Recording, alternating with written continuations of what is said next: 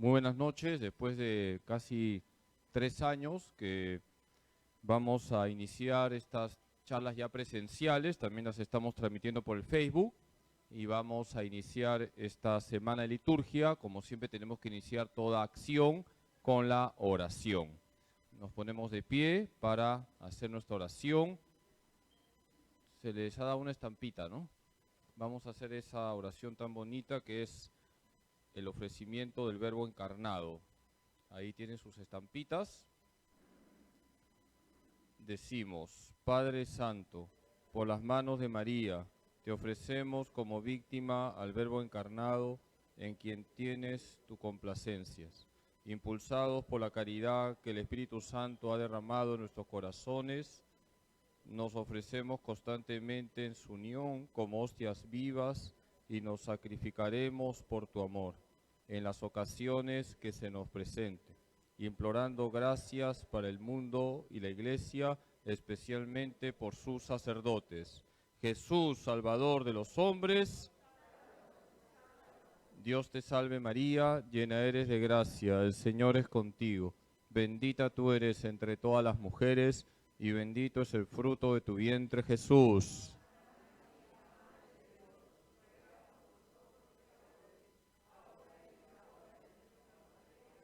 Gloria al Padre, y al Hijo, y al Espíritu Santo.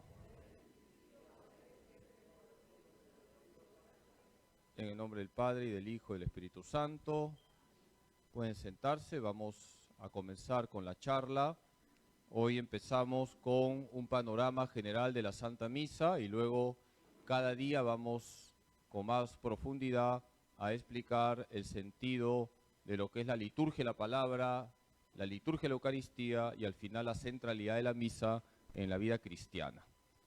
Siempre cuando se patean penales, el primero es el peor, así que yo voy a iniciar esta semana de liturgia haciendo un panorama muy básico sobre la misa. Vamos a recorrer juntos cada parte de la misa de una manera muy sencilla. Mañana va a venir el Padre Roy a hablar con profundidad de lo que es la liturgia de la palabra. Y el miércoles el Padre Juan Carlos Quiñe va a explicar con profundidad la liturgia de la Eucaristía. Empecemos.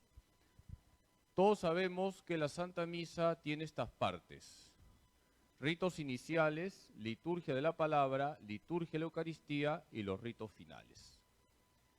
No se preocupen por copiar porque todo este material se les va a dar, por eso están anotando sus datos, sus correos, sus números de WhatsApp, todo se les va a enviar.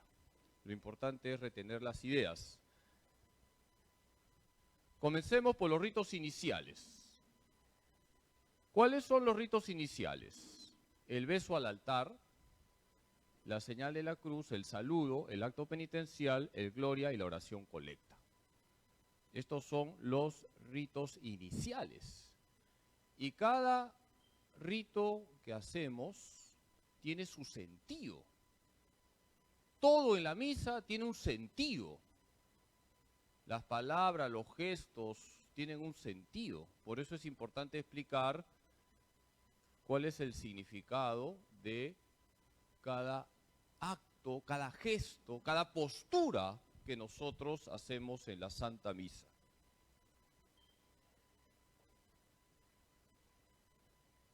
¿Cuál es la postura en los ritos iniciales? Todos estamos de pie. Es la postura de respeto. Nosotros iniciamos la Santa Misa, ¿sentados o de pie? De pie. Es postura de respeto. Así se inicia la Santa Misa. Como muchas veces les he dicho, la misa empieza 10 minutos antes de la misa. ¿Me han entendido? ¿Hay que ser puntuales o impuntuales? Hay que ser puntuales. La misa empieza 10 minutos antes de la misa. 10 minutos antes ya hay que estar en oración dentro del templo, en silencio, en recogimiento, preparando nuestros corazones para tener el mayor encuentro que podemos tener con Jesús en la tierra, que es el encuentro eucarístico. El beso al altar. ¿Quién me dice por qué el sacerdote besa el altar? Porque el altar representa a Cristo. El altar representa a Cristo. El altar es sagrado. No se puede profanar el altar. Está consagrado. ¿Quiénes estuvieron aquí cuando se consagró el altar del santuario? Tres bendiciones aquí para las tres hermanas. Aquí tenemos una foto muy bonita, el Papa Francisco besando el altar. El sacerdote con devoción besa el altar. Es un beso a Cristo. ¿Quién besa el altar? Solo el sacerdote. Si hay concelebrantes, también lo besan. Seguramente ustedes han visto algunas veces una misa concelebrada. Todos los sacerdotes que celebran la misa, tanto el que preside como el que concelebra, besan el altar. ¿Por qué se besa el altar? Cristo es sacerdote, víctima y altar. Cristo es el sacerdote con mayúsculas, el único que nos lleva al Padre. Jesús es la única víctima que nos salva. Y Jesús es el altar porque en él se realiza la única ofrenda agradable al Padre. Jesucristo es sacerdote, víctima y altar. La señal de la cruz. Qué importante es hacernos bien la señal de la cruz. Uno se hace bien la señal de la cruz, no hace uno un garabato.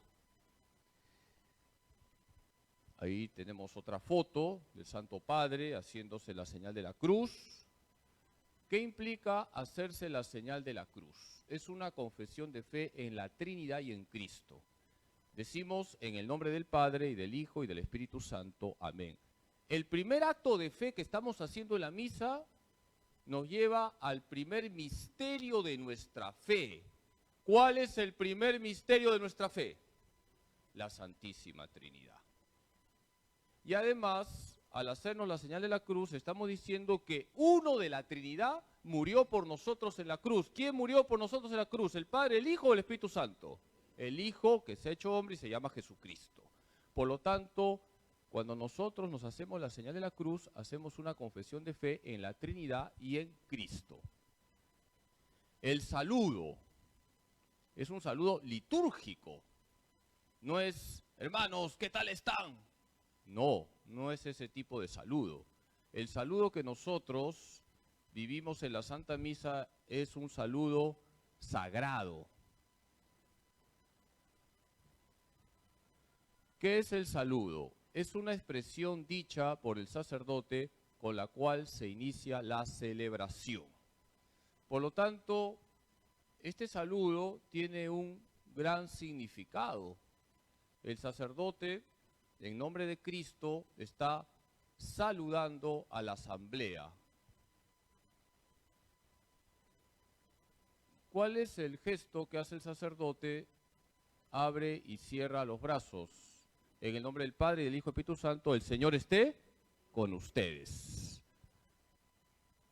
Este es el saludo más común, el Señor esté con ustedes. Hay otros saludos, ahora no vamos a extendernos en los diversos saludos. En latín, Dominus vobiscum. ¿Qué significa Dominus vobiscum? El Señor esté con ustedes. ¿Y cuál es la respuesta al saludo? Y con tu espíritu. En latín, et cum spiritu tuo. ¿Cómo se dice en latín? Et cum spiritu tuo. Y con tu espíritu, hermanos. No se dice y con su espíritu. Es y con tu espíritu. Es el espíritu que unge al sacerdote. ¿Qué significa la respuesta al saludo? Se pide estar en comunión con el espíritu que unge al sacerdote. Pregunto, ¿a qué me refiero con el espíritu que unge al sacerdote? Al Espíritu Santo. El Espíritu Santo unge al sacerdote. El sacerdote desde el día de su ordenación está ungido por el Espíritu Santo para actuar in persona Christi. ¿Qué significa in persona Christi? En la persona de Cristo. ¿Existen varios saludos? Sí, existen varios saludos para cada tiempo litúrgico. Por ejemplo, este es un saludo que también puede usarlo el sacerdote. la gracia de nuestro Señor Jesucristo, el amor del Padre y la comunión del Espíritu Santo estén con todos ustedes. ¿Y ustedes qué responden? Y con tu espíritu. No se olviden, y con tu espíritu. Es el espíritu que unge el sacerdote, es el Espíritu Santo. La gracia y la paz de parte de Dios nuestro Padre y de Jesucristo el Señor esté con todos ustedes. Esta es otra forma de saludo, muy paulina. Podríamos también dar una charla sobre la Biblia y la misa. Toda la misa está llena de citas bíblicas. Este saludo es muy paulino. Toda la misa está llena de citas bíblicas. El acto penitencial. Ahí tenemos a Luis Sudario que se está golpeando el pecho en señal de penitencia. ¿Qué implica el acto penitencial? Nos hace tomar conciencia de nuestra condición pecadora para pedir perdón a Dios rico en misericordia. Nosotros debemos tener siempre conciencia que somos pecadores, somos frágiles. La Santa Misa también es un llamado de atención a considerar nuestra fragilidad y nuestra necesidad de acudir a la infinita misericordia de Dios. ¿Qué pecados son perdonados en el acto penitencial? Los pecados veniales. Si hay pecados mortales, debemos confesarlos. Por lo tanto, el acto penitencial no borra los pecados mortales. Los pecados mortales implican de parte nuestra acudir ¿a qué sacramento? El sacramento de la confesión. Padre Carlos, ¿y qué es un pecado mortal? Es un acto grave hecho con consentimiento y con advertencia. Los pecados mortales exigen de nuestra parte acudir al sacramento de la confesión. ¿Cuántas formas hay de acto penitencial? 3 formas. Vamos a verlas. La primera forma es el yo confieso y luego el Señor ten piedad.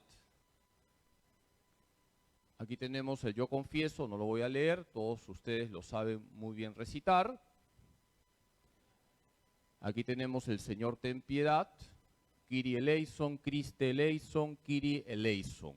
Seguramente algunas veces ustedes han escuchado cantar, ¿no es cierto? Kyrie eleison, Señor ten piedad, Christe eleison, Cristo ten piedad, Kyrie eleison, Señor ten piedad. ¿En qué consiste la segunda forma del acto penitencial? Algunas veces el sacerdote utiliza la segunda forma.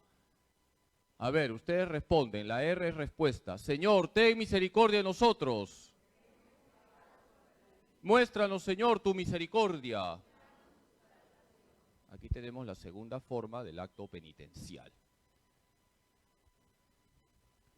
¿En qué consiste la tercera forma del acto penitencial? Que es la que yo uso generalmente de lunes a sábado. Son varias expresiones que concluyen con Señor ten piedad, Cristo ten piedad, Señor ten piedad. Por ejemplo, tú que eres el camino que conduce al Padre, tú que eres la verdad que ilumina a los pueblos, tú que eres la vida que renueva el mundo. Aquí tenemos la tercera forma del acto penitencial. ¿Cómo concluye el sacerdote el acto penitencial? Dios Todopoderoso, tenga misericordia de nosotros, perdone nuestros pecados y nos lleve a la vida eterna. Vamos ahora con el himno del Gloria.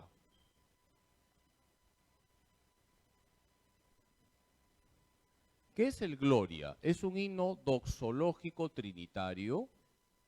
¿Por qué es doxológico? En griego, doxa es gloria. ¿Qué significa doxa? Gloria. Doxológico significa glorificación a Dios. Y nosotros creemos en un Dios que es Trinidad. La doxología es trinitaria. Se alaba a las 3 personas divinas. En el himno de Gloria también hacemos confesión de nuestra fe trinitaria. Como se dan cuenta, toda la misa nos está mostrando lo que nosotros creemos. Cuando recitamos o cantamos el Gloria, estamos haciendo confesión de nuestra fe trinitaria. El Gloria es una doxología. ¿Qué significa doxa? Gloria. Glorificamos al Padre, al Hijo y al Espíritu Santo.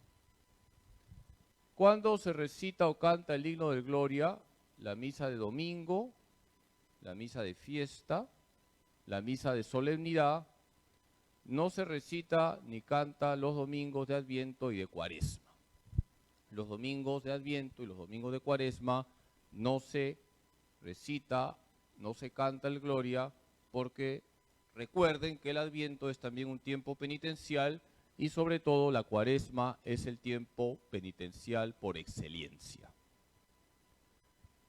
Aquí tenemos el himno del Gloria. Una acotación: es por tu inmensa gloria, no es por su inmensa gloria, ¿de acuerdo? Siempre es bueno recitar las oraciones tal como la iglesia las enseña. Ahorita no voy a recitar todo el himno de gloria. Aclaro que es por tu inmensa gloria, no es por su inmensa gloria.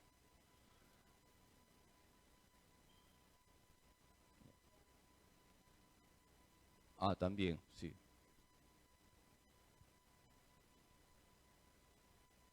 Siguiente. Y lo último de los ritos iniciales es la oración colecta. ¿Qué significa la oración colecta?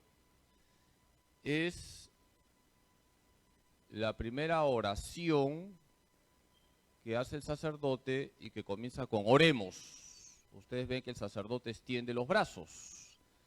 ¿Y por qué se llama oración colecta? En ese momento no se pasa la colecta. ¿Por qué se llama oración colecta?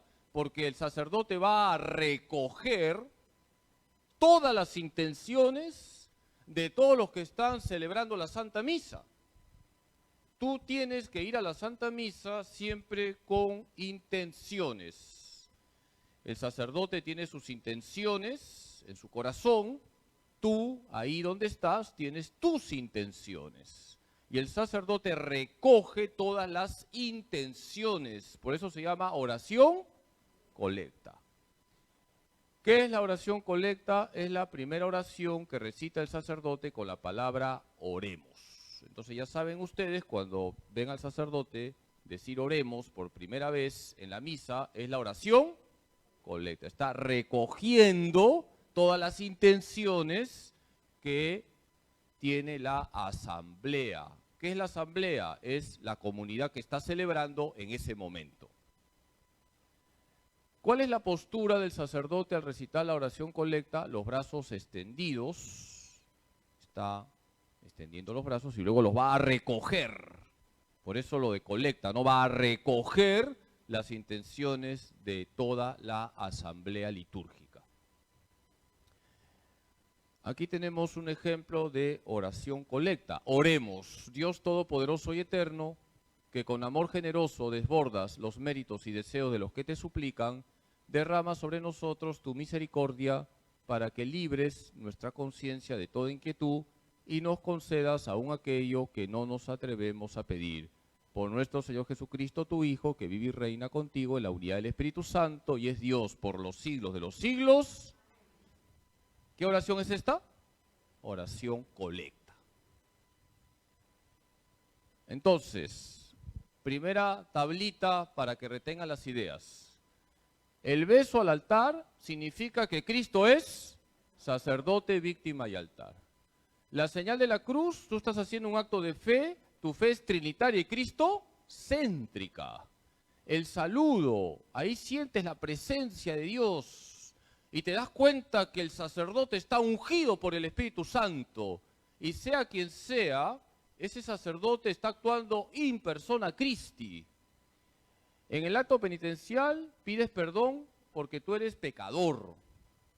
En el Gloria alabas a la Trinidad y en la oración colecta pones tus intenciones. ¿Cuántas veces les he dicho que el sacerdote tiene su intención? Generalmente es lo que se lee, pero tú también, ahí en tu sitio, en tu banca, tienes tu intención. y todas las intenciones son recogidas por el celebrante. Por eso, ¿cómo se llama esa oración? Oración colecta. Entonces, con esta tablita podemos darnos cuenta cómo ya desde el inicio, cada gesto, cada palabra que hacemos en la misa tiene un sentido. Todo en la misa tiene un sentido. Las cosas en la liturgia no se hacen por gusto.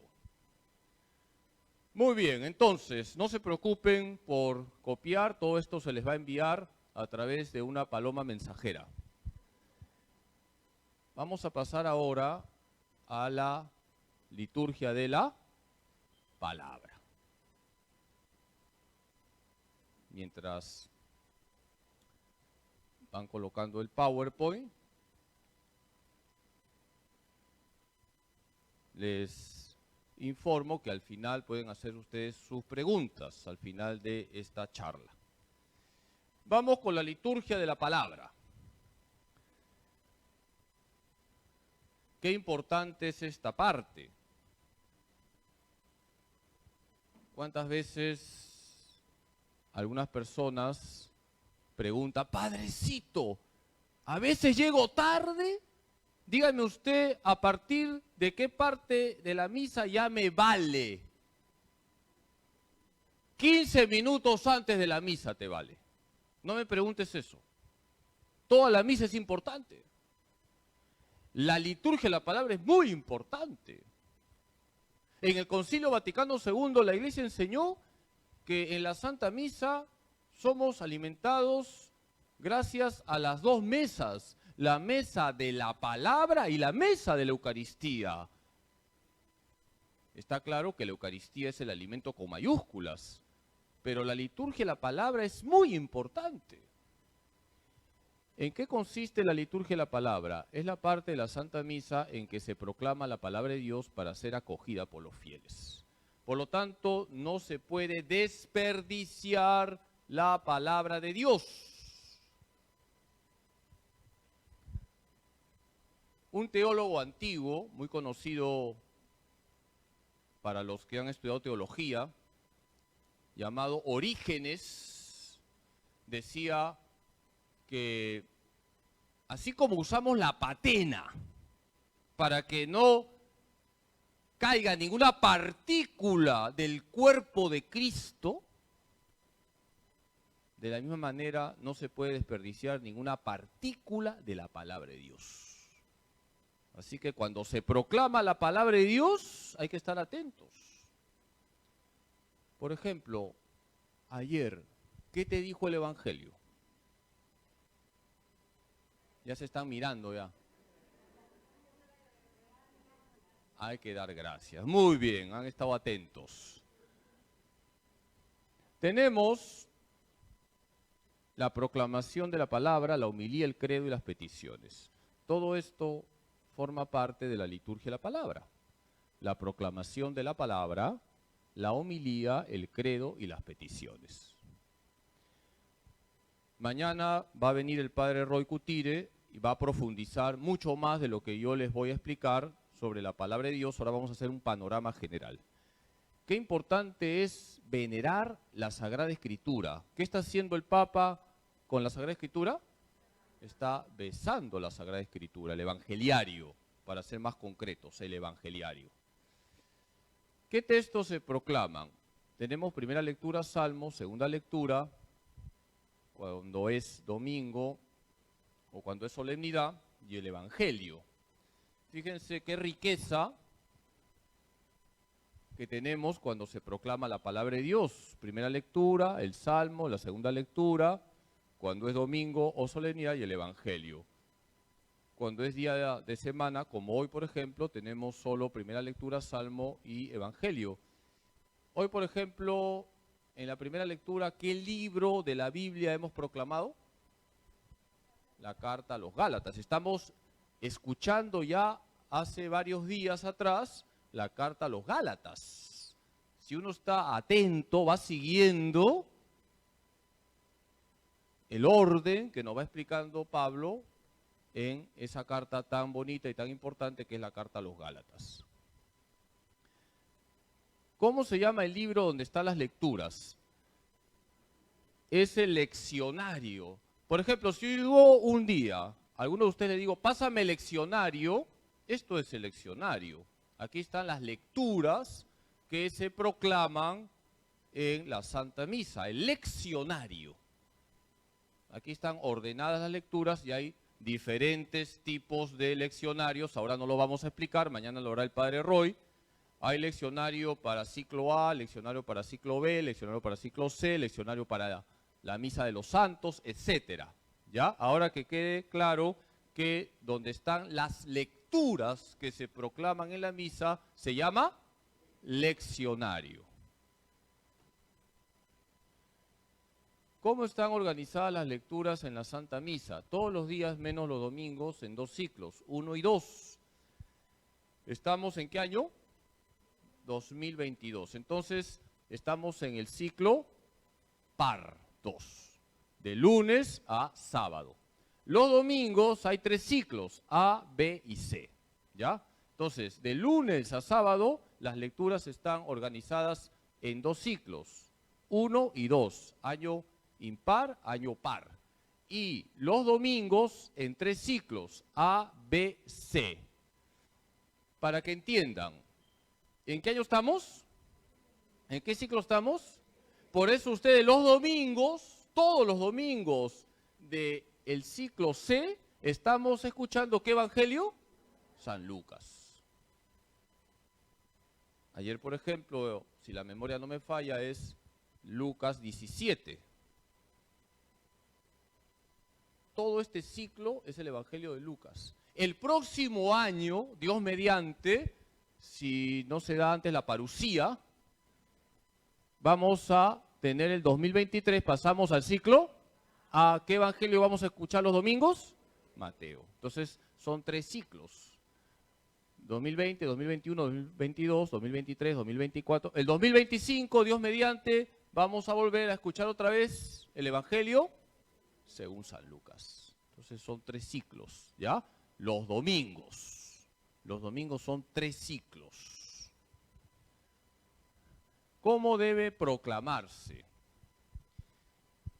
Voy adelantando que luego de esta semana litúrgica tendremos un taller para monitores y lectores, ya se les va a avisar. Es importante dar criterios porque no se lee, se proclama. La palabra de Dios se proclama. Al ser una proclamación, las lecturas exigen una adecuada pronunciación, un ritmo y una unción. 3 puntos: adecuada pronunciación, un ritmo y una unción. Tú estás leyendo la palabra de Dios. Hay que tomar conciencia que yo estoy, mejor dicho, proclamando la palabra de Dios.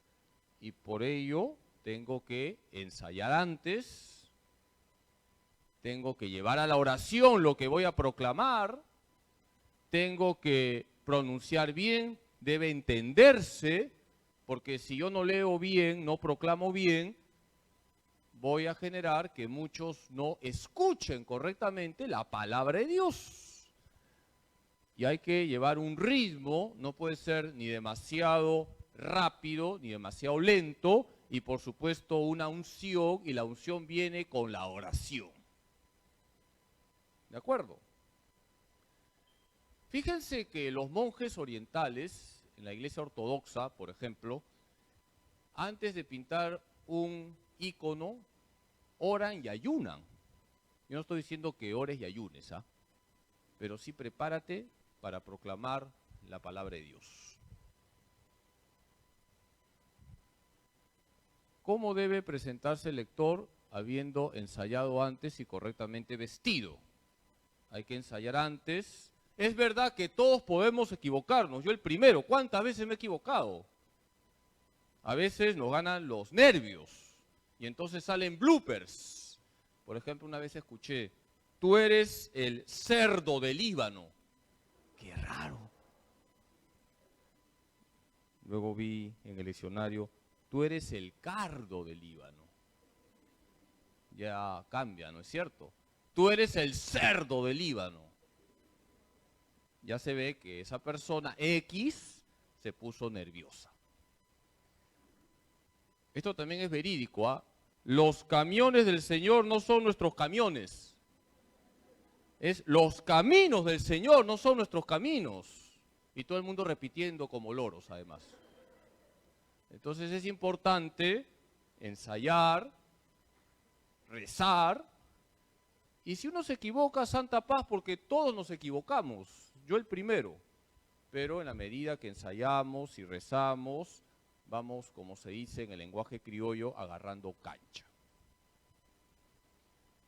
¿Cómo se inician las lecturas, primera y segunda, y cómo deben finalizar? Es lectura del libro de los Hechos de los Apóstoles. No se dice primera lectura. Ya sabemos qué es primera lectura. Tampoco se dice salmo responsorial. Ya sabemos qué es salmo. Por lo tanto, de frente, lectura del libro de los Hechos de los Apóstoles. Y cuando uno termina de proclamar, palabra de Dios. No se dice es palabra de Dios. Hay que respetar las rúbricas. Mira, vas a hacer el modelo hoy día. ¿Qué dice acá? Palabra de Dios. Listo, no dice es palabra de Dios. Palabra de Dios, punto. Y ustedes responden, te alabamos, Señor. ¿Qué se canta antes del Evangelio? El aleluya, menos en tiempo de Cuaresma, que como sabemos es un tiempo penitencial. ¿Cómo se inicia la proclamación del Evangelio? Lectura del Santo Evangelio según San Lucas. Gloria a ti, Señor.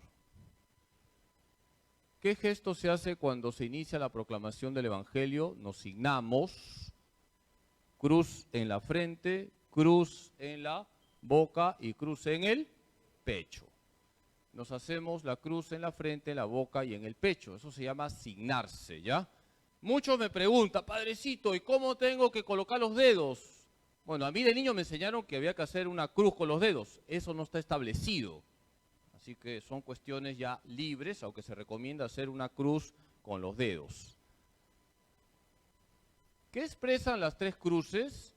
El Evangelio debe transformarnos totalmente. Cristo en mi mente, Cristo en mi boca, Cristo en mi corazón. Cristo en mi mente, Cristo en mi boca, Cristo en mi corazón. El Evangelio tiene que transformarte, pensar como Cristo, hablar como Cristo, amar como Cristo. Esas cruces que tú te haces en la frente, en la boca y en el pecho no están por gusto.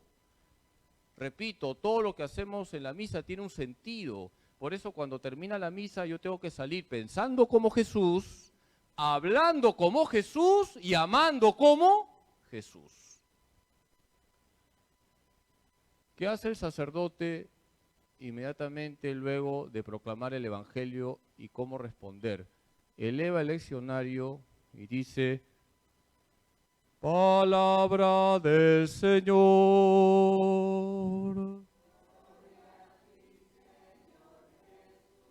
Y besa el Evangelio como manifestación de veneración a la buena noticia. En realidad es un beso a Jesús. Jesús es la buena noticia. ¿Cuáles son las posturas en la proclamación de la palabra? Sentados, primera lectura Salmo, segunda lectura, y parados en el Evangelio.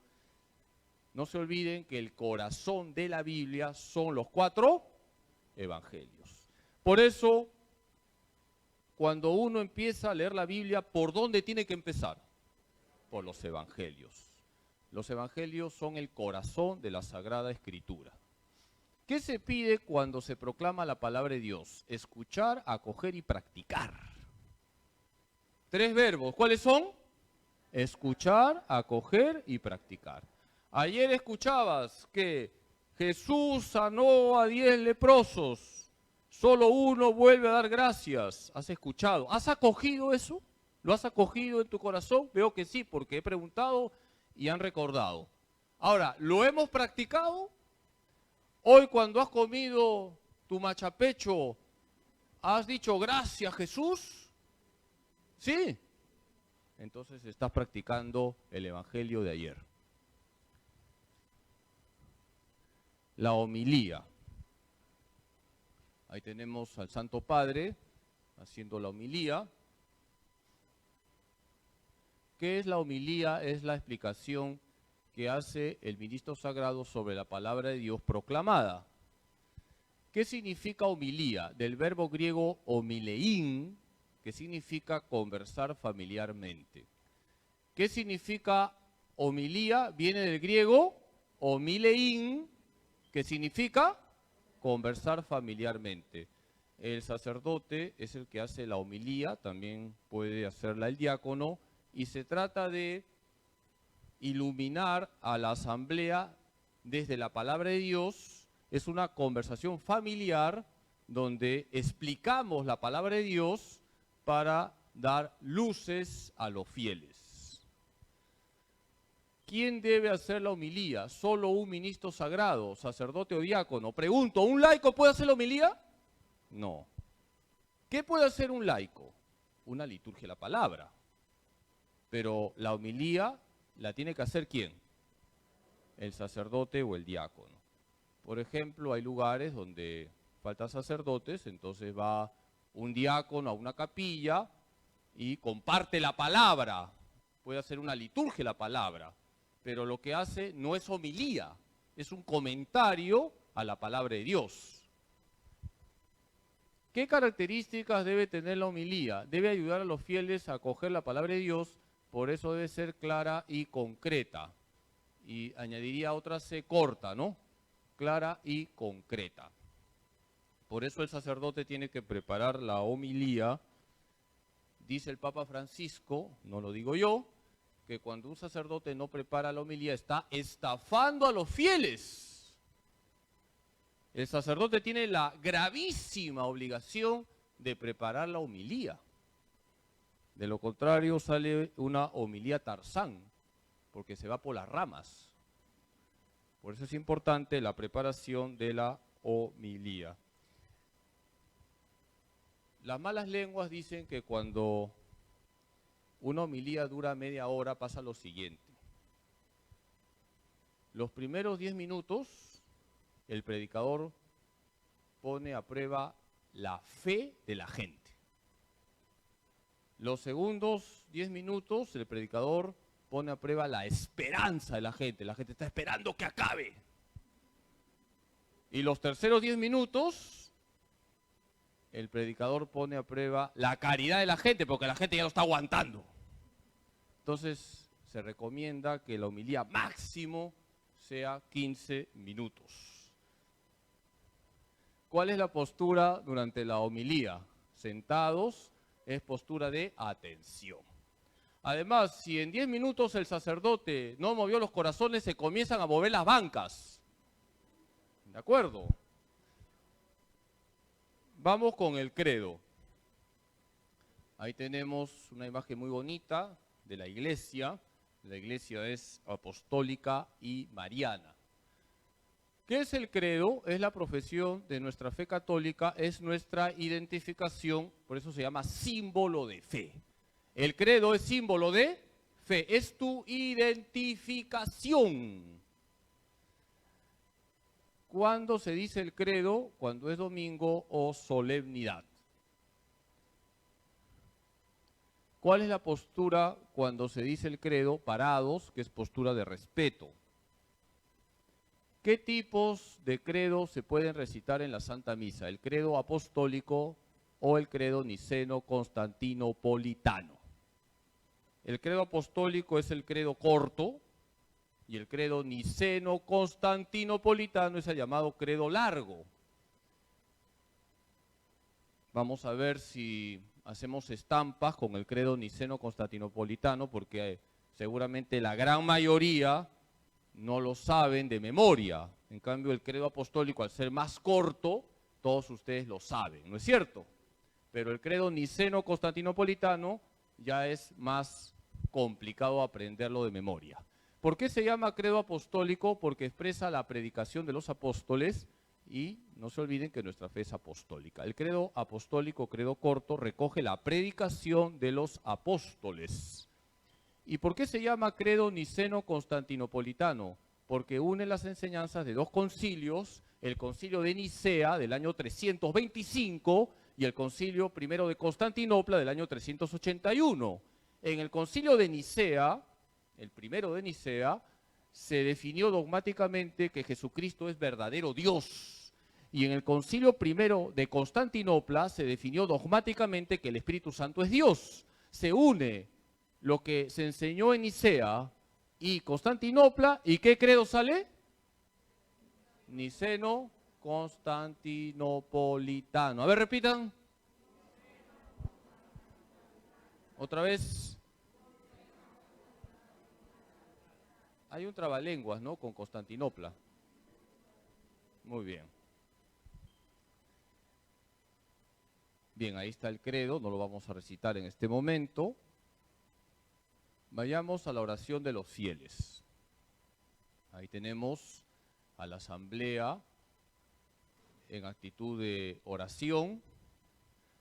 ¿A qué llamamos oración de los fieles? Es el momento en que como comunidad orante y ungida por el Espíritu Santo elevamos nuestras peticiones al Padre por medio de su Hijo Jesucristo. Es importante también participar en la oración de los fieles. Ahí la iglesia se muestra como comunidad orante. La pregunta es, ¿por quién se pide siempre en primer lugar? Por el Santo Padre y luego por el obispo del lugar. Luego vienen las otras intenciones. Siempre en las peticiones, ¿por quién se pide en primer lugar? Por el Papa y luego por el obispo del lugar. Nosotros estamos en comunión siempre con el Santo Padre y con el obispo del lugar, sea quien sea. La fe es apostólica. Y cuando decimos que la fe es apostólica, estamos diciendo que creemos que la iglesia es gobernada por el sucesor de Pedro, que es el Papa, y los sucesores de los apóstoles, que son los obispos. Bien, entonces, segunda tablita, aquí está el resumen. Ahora con sus celulares que toman foto, todo es rápido. Proclamación de la palabra de Dios, escuchar y acoger la palabra de Dios para hacer la vida. La homilía, profundizar en la palabra de Dios, se profundiza. El credo, tenemos que valorar nuestra fe apostólica, y la oración de los fieles, elevamos nuestras intenciones a Dios. Repito, cada gesto, cada acción de la misa me lleva a una actitud. Cuando se proclama la palabra de Dios hay que escuchar, acoger y practicar lo que se ha proclamado. En la homilía has profundizado gracias a que el sacerdote te ha dado luces en la palabra de Dios proclamada. En el credo valoras tu fe apostólica, tu fe católica. Te das cuenta que por gracia eres católico, estás recitando tu fe. Y en la oración de los fieles elevas a Dios tu corazón poniendo tus intenciones en el altar, sabiendo que en primer lugar, ¿por quién rezamos? Por el Papa Francisco y en segundo lugar por nuestro obispo Carlos. Muy bien, entonces vamos ahora, ya para cerrar esta explicación panorámica, con lo que es la liturgia de la Eucaristía y los ritos finales. ¿Cómo se llama el libro donde están las lecturas? Leccionario. Y donde están las oraciones de la misa se llama misal, ¿de acuerdo? Algunos dicen, padrecito, qué bonita Biblia tiene sobre el altar. No es la Biblia.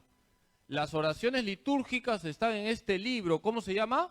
Misal. Esto se llama misal. Aquí están las oraciones litúrgicas. ¿Y cómo se llama este libro donde están las lecturas? Leccionario. Vamos ahora con la liturgia de la Eucaristía. El día miércoles va a venir el padre Juan Carlos Quiñe, que es un gran liturgista, para explicarles mejor que yo lo que es la liturgia de la Eucaristía. ¿Cuáles son las partes de la liturgia de la Eucaristía? El ofertorio, la plegaria eucarística y el rito de la comunión. Entonces, tenemos que empezar por explicar el ofertorio. Para ello es importante darnos cuenta que el sacerdote prepara el altar. Este mantelito pequeñito se llama corporal. ¿Cómo se llama? Corporal. Corporal. El sacerdote extiende el corporal sobre el altar. Esto se llama palia. Palia. ¿Cómo se llama? Esto se llama patena. ¿Cómo se llama? Patena. Sobre la patena está la forma que va a ser consagrada. Este pañito con una cruz al medio se llama purificador. ¿Cómo se llama? ¿Cómo te das cuenta que es un purificador? La cruz está aquí, aquí en el centro.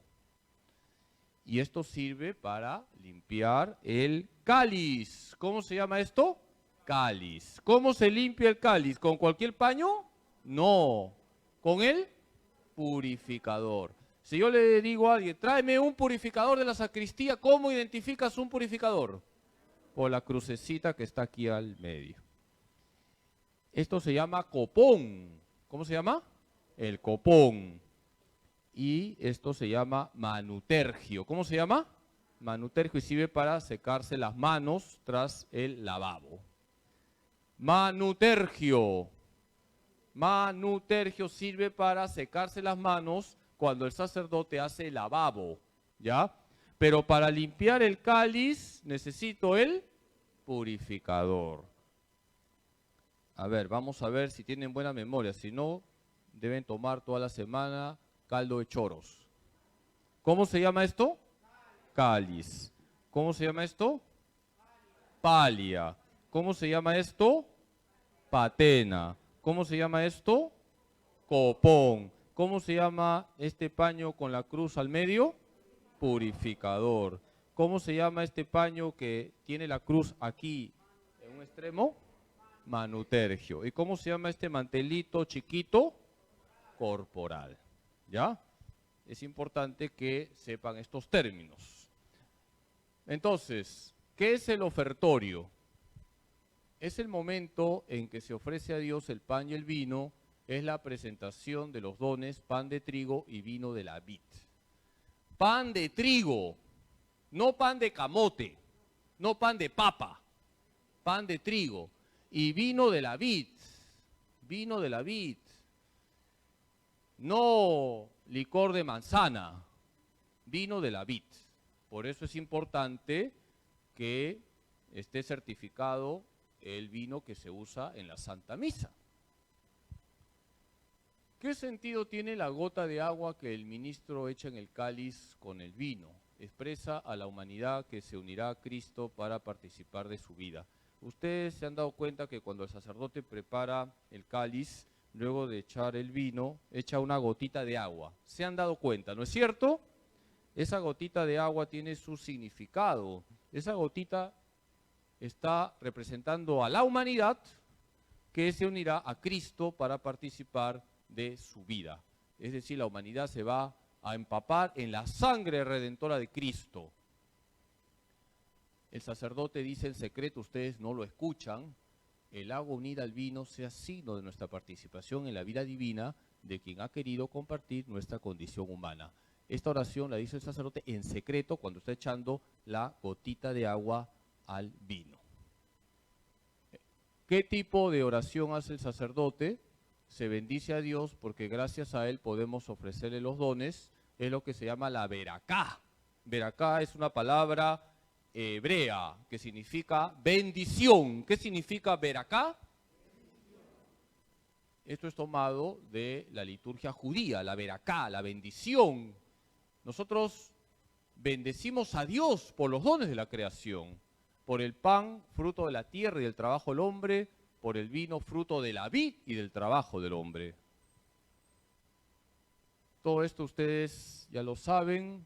Bendito sea Señor Dios del universo por este pan, fruto de la tierra y del trabajo del hombre, que recibimos de tu generosidad y ahora te presentamos. Él será para nosotros pan de vida.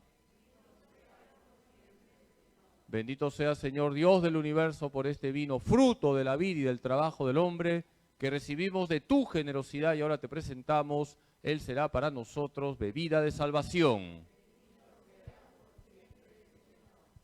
¿Qué dice el sacerdote en secreto cuando se hace lavabo? El sacerdote se lava las manos. Estamos hablando del momento del lavabo. Lava del todo mi delito, Señor, limpia mi pecado. El sacerdote se lava las manos y dice en secreto, ¿qué dice? Lava del todo mi delito, Señor, limpia mi pecado. El sacerdote toma conciencia que es tan pecador como todos los que están participando en la celebración eucarística. Lava del todo mi delito, Señor, limpia mi pecado. ¿Qué diálogo se da entre el ministro y el pueblo en el ofertorio? El ministro llama a la oración para que toda la asamblea se una al sacrificio de Cristo. En ese momento todos se ponen de pie. Oren, hermanos, para que este sacrificio mío y suyo sea agradable a Dios Padre Todopoderoso. Ustedes ya tienen que estar de pie. Ahí ya tienen que estar de pie. Y he marcado aquí la palabra sacrificio. No se olviden que la misa es la actualización del sacrificio de Cristo en la cruz. Estamos participando del único sacrificio que salva, que es el sacrificio que Jesús ha realizado en el Calvario.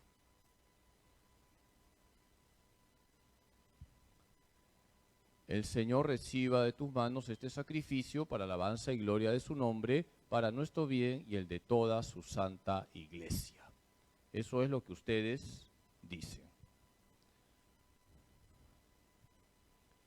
¿Cómo concluye el ofertorio? Con la oración sobre las ofrendas, el sacerdote la recita con los brazos extendidos.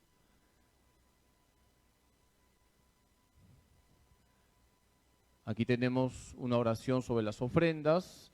Recibe, Señor, la oblación que tú has instituido y por estos santos misterios que celebramos para darte gracias, santifica a los que tú mismo has redimido. Por Jesucristo nuestro Señor.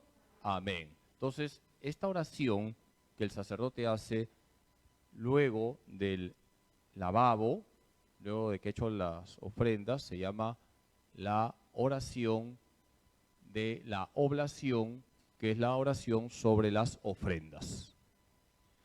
Bien, pasemos a la plegaria eucarística. La plegaria eucarística es el momento culmen de la misa. Tenemos el prefacio, la epíclesis, la consagración, la anamnesis, las intercesiones y la doxología. No se preocupe, vamos a explicar todo esto. El prefacio, la epíclesis, la consagración, la anamnesis, las intercesiones y la doxología. Todo esto ustedes lo viven, así que les va a ser familiar. Quizás los nombres no les suena, pero sí, cuando lo explique, van a darse cuenta de qué estoy hablando. Entonces, tenemos el prefacio, la epíclesis, la consagración, la anamnesis, las intercesiones y la doxología. ¿Qué era doxa, se acuerdan? Gloria. ¿Cuál es la postura de los fieles en la plegaria eucarística? De pie, y en el momento de la epíclesis y toda la consagración se ponen de rodillas. Cuando el sacerdote dice, este es el sacramento de nuestra fe, otra vez de pie. ¿Qué es el prefacio? Es el momento que se inicia la plegaria eucarística. Es una oración de acción de gracias. Se inicia, el Señor esté con ustedes. Veo que aquí hay varias imasumac. Entonces, así empieza el prefacio, ¿ya? Están perdiendo plata algunas hermanas. Y acaba con el santo. Entonces, el Señor esté con ustedes y con tu espíritu levantemos el corazón, lo tenemos levantado hacia el Señor, demos gracias al Señor nuestro Dios, es justo y necesario. Está empezando, ¿qué? El prefacio, el prefacio. El prefacio se inicia con el Señor esté con ustedes y acaba con el santo. En verdad es justo y necesario, es nuestro deber y salvación darte gracias siempre y en todo lugar, Señor Padre Santo, Dios Todopoderoso y Eterno. Porque tu amor al mundo fue tan misericordioso que nos enviaste como Redentor a tu propio Hijo, y en todo lo que hiciste semejante a nosotros, menos en el pecado, para poder así amar en nosotros lo que amabas en Él. Con su obediencia has restaurado aquellos dones que por nuestra desobediencia habíamos perdido. Por eso, Señor, nosotros llenos de alegría te aclamamos con los ángeles y con todos los santos, diciendo, y viene el santo. Entonces, aquí está el santo. Vamos a remarcar algunas cositas también. Santo, santo, santo es el Señor, Dios del universo. Llenos están el cielo, no es los cielos, el cielo. Y la tierra de tu gloria, no es su gloria. Hosana en el cielo, bendito el que viene en nombre del Señor, hosana en el cielo. Aquí termina, ¿qué? El prefacio. El prefacio empieza, el Señor esté con ustedes, y termina en el santo. Es el prefacio. Y hay varios prefacios, todos muy bonitos. Les he recitado uno que es precioso. Hay prefacios para todos los gustos. Por ejemplo, cuando es un santo, cuando es un mártir, cuando es un apóstol, para la Virgen María. Hay una riqueza impresionante en los prefacios. Bien, entonces, hemos visto el prefacio. Pasemos a la epíclesis. ¿Qué he dicho? Epíclesis. Palabra griega que significa invocación. ¿Qué significa epíclesis? Invocación. ¿Qué es la epíclesis? Es el momento en que el sacerdote invoca al Espíritu Santo.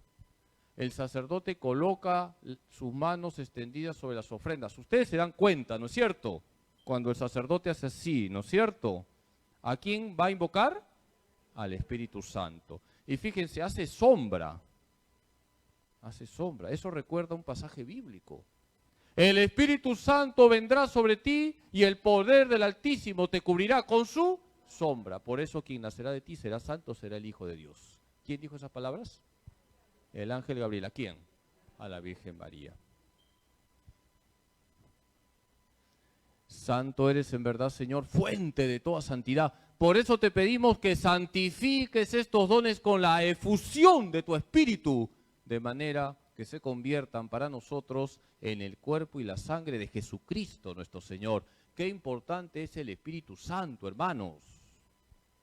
En toda la misa está actuando el Espíritu Santo. Aquí tenemos la epíclesis. Santo eres en verdad, Señor, fuente de toda santidad. Por eso te pedimos que santifiques estos dones con la efusión de tu Espíritu, de manera que se conviertan para nosotros en el cuerpo y la sangre de Jesucristo nuestro Señor.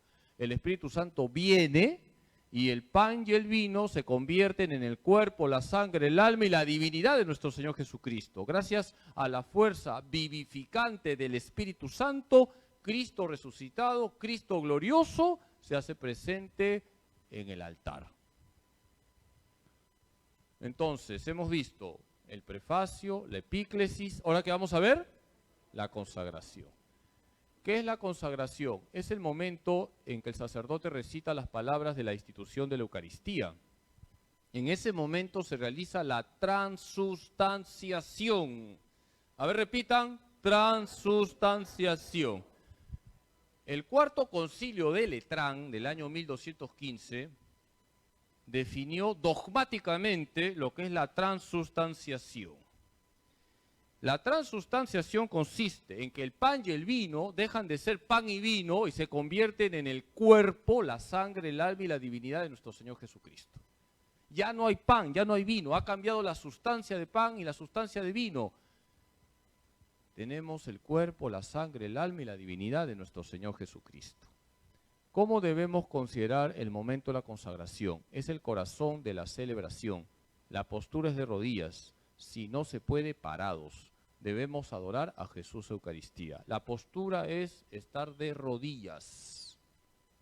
La postura es de rodillas. Si no se puede, parados, pero nunca sentados. Bueno, si una persona es minusválida, por supuesto, pues, ¿no? No vamos a hacer que se pare. Pero la postura de adoración es de rodillas.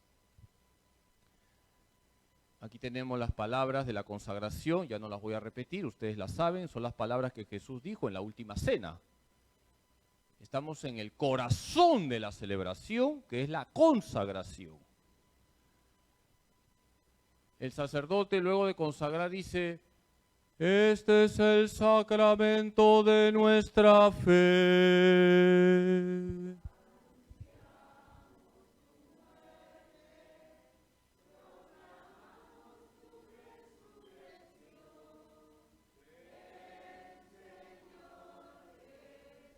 Muy bien, hay varias cimas suman aquí. No son como ese coro que le llamaban granja, puro gallo. Bien, hemos visto el prefacio, la epíclesis, la consagración. Vamos ahora a la anamnesis. Anamnesis es una palabra griega que significa memoria. Es el momento en que se hace memoria o memorial de lo realizado por Cristo. ¿Qué ha hecho Jesús? Ha muerto por ti y ha resucitado. Jesús ha muerto por ti y ha resucitado. Se hace memoria del misterio pascual y se actualiza ese misterio. Eso se llama anamnesis. Anamnesis significa que yo recuerdo lo que Jesús ha hecho por mí. Jesús ha muerto por mí, ha derramado su sangre por mí, pero Jesús no se quedó en la cruz, ha resucitado, está vivo.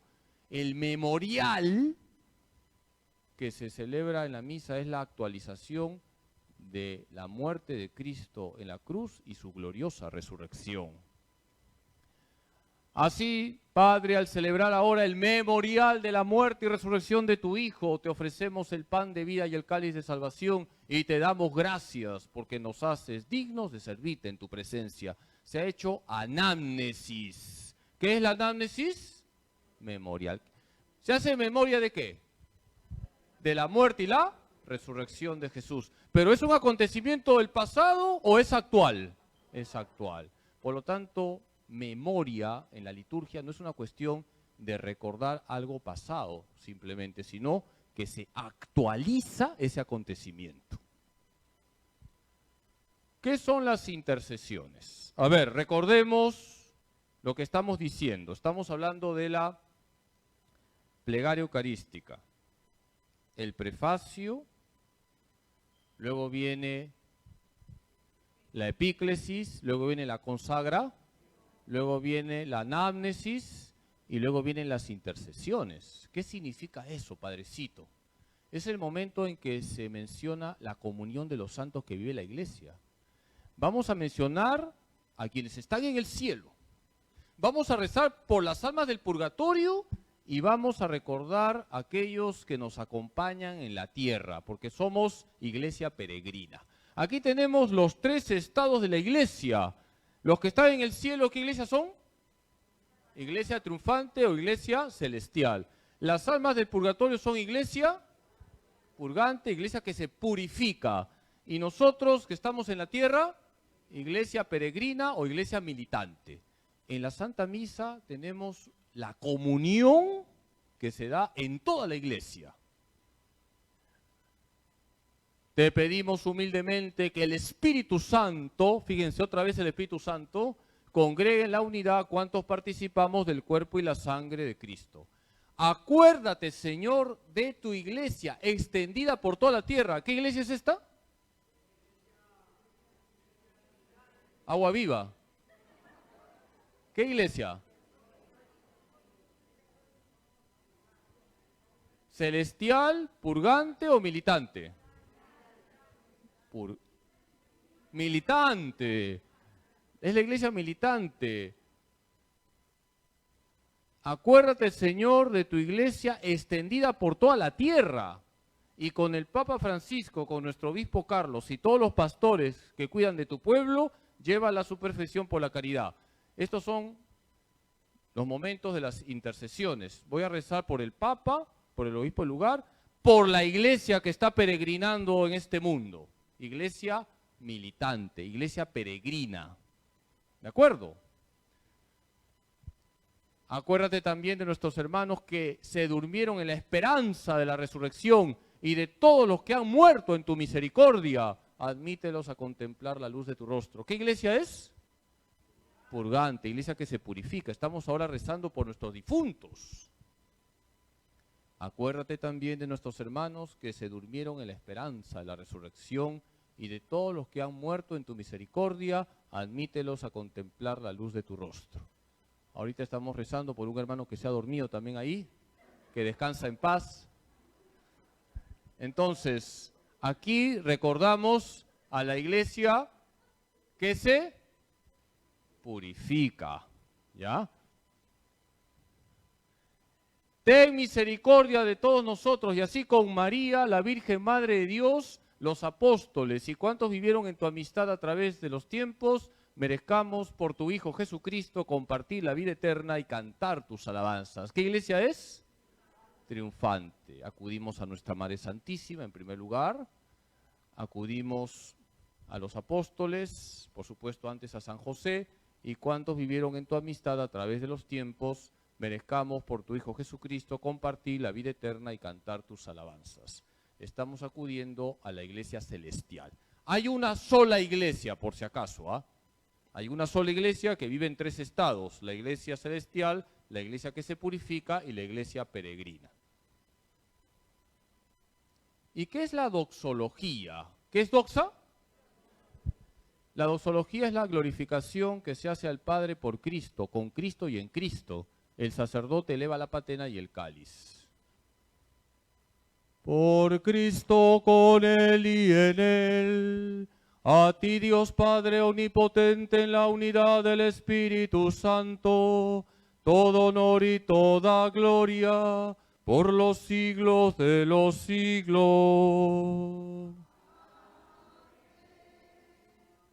¿Cómo se llama esto? Doxología. Y ahí termina la plegaria eucarística. Entonces, ya para terminar, tenemos el rito de la comunión. Ahí tenemos al Papa Benedicto XVI dando la Sagrada Comunión de la forma ordinaria, ya lo veremos ahorita, que es de rodillas y en la boca. ¿Qué partes tiene el rito de comunión? Padre Nuestro, rito de la paz, fracción del pan, la comunión y la oración postcomunión. ¿Qué implica rezar el Padre Nuestro? Tomar conciencia de nuestra filiación divina. Hay que rezarlo como enseña la Iglesia, sin añadir o quitar nada. Es importante rezar como la Iglesia lo manda, no añadir palabras ni quitar palabras, y rezarlo con atención, fe y amor. Cada vez que nosotros rezamos el Padre Nuestro, debemos tomar conciencia que somos hijos de Dios, pase lo que pase, Dios es mi Padre.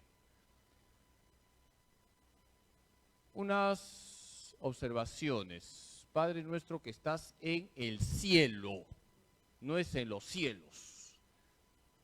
No nos dejes caer en la tentación. Algunos se comen la. No nos dejes caer en la tentación y líbranos del mal. No se dice líbranos de todo mal, y líbranos del mal, punto. ¿Cómo finaliza el Padre Nuestro en la Santa Misa? Al final no se dice amén, en la misa no se dice amén, ¿de acuerdo? Por lo tanto, cuando rezas el Padre Nuestro en la misa, ¿al final dices amén? No, no se dice amén. Ya en la doxología has dicho amén, y luego cuando vas a comulgar dices amén. ¿Qué gesto se hace cuando se reza el Padre Nuestro? Esto también siempre me preguntan. El sacerdote tiene los brazos extendidos. No está indicado que los fieles abran los brazos. Eso es lo que señala las indicaciones. Padrecito, es que se ha hecho costumbre. Sí, se ha hecho costumbre en algunos lugares. Hay que decirlo también, algunos obispos lo han permitido, no nos vamos a pelear por eso, ¿ya? Pero lo que está indicado es que es el sacerdote quien extiende los brazos y por lo tanto no está indicado que los fieles abran los brazos. ¿Cometen pecado los fieles que abren los brazos? No, estoy diciendo no está indicado. Por lo tanto, quien debería abrir los brazos, ¿quién es? El sacerdote. ¿Qué expresa el rito de la paz? Quien participa de la Eucaristía debe ser una persona que lleva la paz de Cristo. Es opcional el gesto de la paz. Puede obviarse. De hecho, en este tiempo de pandemia lo hemos obviado y la misa vale. El rito de la paz se puede obviar, pero lo que no se puede obviar es que cuando sales de la misa tienes que ser Cristo para los demás y llevar paz a los demás. Eso no se puede obviar. La paz del Señor esté siempre con ustedes y con tu espíritu. Dense fraternalmente la paz. Sería verdaderamente incoherente que acabemos la Santa Misa y le hagamos la bronca al primero con el que nos encontramos. Cuando una persona vive bien la misa, esa persona lleva paz ahí donde está. ¿En qué consiste el rito de la fracción del pan? El sacerdote fracciona el pan eucarístico y coloca una partícula en el cáliz. Ustedes ven que el sacerdote va a fraccionar la Eucaristía y va a colocar una partícula del cuerpo de Cristo dentro de el cáliz. ¿Qué significa el gesto de colocar una partícula en el cáliz? Expresa la unidad del cuerpo y la sangre de Cristo. Cuando tú comulgas con una sola especie, la hostia santísima, que sepas que ahí está el cuerpo, la sangre, el alma y la divinidad de Cristo. ¿Ya? Y si en un momento el sacerdote, a veces pasa en los matrimonios, ¿no?, da el cáliz con la sangre de Cristo, en la sangre también está el cuerpo, el alma y la divinidad de Cristo. ¿Ya? Por motivos pastorales se da solamente la hostia santísima. No se da pues el cáliz a beber a todos. ¿Qué dice el sacerdote en secreto cuando coloca la partícula en el cáliz? El cuerpo y la sangre de nuestro Señor Jesucristo unidos en este cáliz sean para nosotros alimento de vida eterna. Es lo que dice el sacerdote cuando coloca una partícula del cuerpo de Cristo dentro del cáliz. Eso es lo que dice. Dice, el cuerpo y la sangre de nuestro Señor Jesucristo unidos en este cáliz sean para nosotros alimento de vida eterna. ¿Qué dicen los fieles cuando el sacerdote está fraccionando el pan eucarístico? Cordero de Dios que quitas el pecado del mundo, ten piedad de nosotros. Cordero de Dios que quitas el pecado del mundo, ten piedad de nosotros. Cordero de Dios que quitas el pecado del mundo, danos la paz. ¿Qué dice el sacerdote cuando muestra el pan eucarístico fraccionado? Este es el Cordero de Dios que quita el pecado del mundo, dichosos los invitados a la cena del Señor. ¿Y qué se debe responder? Señor, no soy digno de que entres en mi casa, pero una palabra tuya bastará para sanarme. ¿Quién dijo esto? ¿Se acuerdan? ¿Quién? ¿Se acuerdan? El centurión. Muy bien. ¿Qué dice el sacerdote al comulgar? El cuerpo de Cristo me guarde para la vida eterna. La sangre de Cristo me guarde para la vida eterna. ¿Qué exige la comunión sacramental? Acercarnos con las debidas disposiciones a la Sagrada Eucaristía. Todos ustedes saben muy bien las condiciones, estar en gracia de Dios. Si hay pecados mortales hay que confesarse, saber a quién se va a recibir, recibes el cuerpo, la sangre, el alma y la divinidad de Jesucristo, y haber guardado el ayuno eucarístico. 1 hora antes de la comunión, no haber comido ni bebido nada, salvo agua y medicinas. Ahora, el ayuno eucarístico no es vigente para los que están enfermos. Por ejemplo, yo los viernes visito a los enfermos, llego a dar la comunión a una persona que está enferma y me dice, padrecito, hace 15 minutos he desayunado. Pregunto, ¿le doy o no le doy la comunión? Sí le doy, sí le doy. Ahí no hay ningún problema, está enferma esa persona, ya no voy a poder volver. No se olviden, la caridad es lo primero. ¿Cuáles son las posturas para la Sagrada Comunión? La forma ordinaria es de rodillas y en la boca. De pie en la boca y de pie en la mano está permitido desde el año 1969, y aquí está el documento, Memoriale Domini. Entonces, es importante, hermanos, que no satanicemos lo que la Iglesia ha permitido. A mi concepto, repito, a mi concepto, mi opinión personal, lo mejor es de rodillas en la boca, es mi opinión personal. Pero la Iglesia permite, en el documento Memoriale Domini 1969, San Pablo VI, de pie en la mano, es verdad que al inicio fue una excepción en algunos lugares y luego se hizo costumbre en otros lugares. Y también hay que decirlo, mucha gente comulga mal en la mano. Primero, porque la mano está sucia. Segundo, porque no se fijan que hay partículas. Entonces, el sacerdote además tiene que verificar que comulguen delante. Hay un riesgo en la comunión con la mano. Por eso lo mejor es de rodillas en la boca. Y si no se puede, de pie en la boca. Pero si una persona pone bien la mano, el sacerdote le da, pero verifica que la persona comulgue en ese momento. No se puede llevar la hostia, porque está el peligro de la profanación. No voy aquí a seguir tocando el tema, pero no es correcto que un sacerdote le niegue la comunión a alguien que se pone de rodillas y pide en la boca. No es correcto. Es un abuso. Es un abuso. Si una persona se pone de rodillas y pide la comunión en la boca, el sacerdote tiene que darle. Porque es la forma ordinaria. Además, ya la pandemia prácticamente ha terminado. La pandemia prácticamente ha terminado. Entonces, y ahí lo dejo, pero que sepan que la mejor forma de recibir la comunión es de rodillas y en la boca. ¿Qué es la oración poscomunión? Es la oración que el sacerdote pronuncia luego de la comunión sacramental, ¿no? Por ejemplo, oremos, concédenos, Señor Todopoderoso, que de tal manera saciemos nuestra hambre y nuestra sed en estos sacramentos, que nos transformemos en lo que hemos recibido. Por Jesucristo nuestro Señor. Amén. Y aquí tenemos los ritos finales. Ahí está el sacerdote dando la bendición final. ¿A qué llamamos los ritos finales? A la bendición final. ¿Cómo se recibe la bendición final? De pie. Está establecido que de pie. El Señor esté con ustedes. La bendición de Dios Todopoderoso, Padre, Hijo y Espíritu Santo, descienda sobre ustedes. Amén.